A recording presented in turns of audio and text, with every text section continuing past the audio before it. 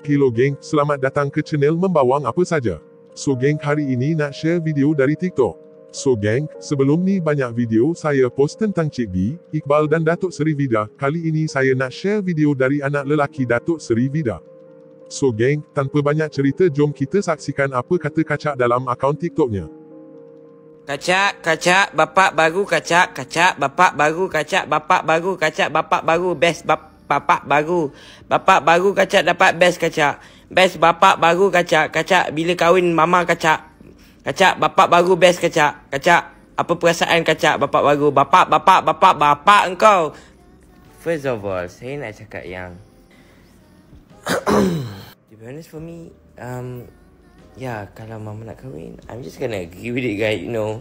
But not gonna agree macam tu je lah kan. No, need to give me some, you know. If he wants my mom, then give me some D's, you know. And I can talk with, yes money, yes talk. No money, no talk. It's like that. For me now, give me some D's, then I will agree with everything. Don't worry. I know masih my adik kan, but I will agree with it. I'm not being a gold digger ke apa.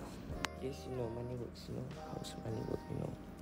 So geng, inilah pendapat anak dari Datuk Seri Vida. Apa pendapat korang, sila tinggalkan komen di bawah. Aduh, makin panas cerita mereka. So geng, kita tunggu dan lihat sampai mana akhir cerita ini.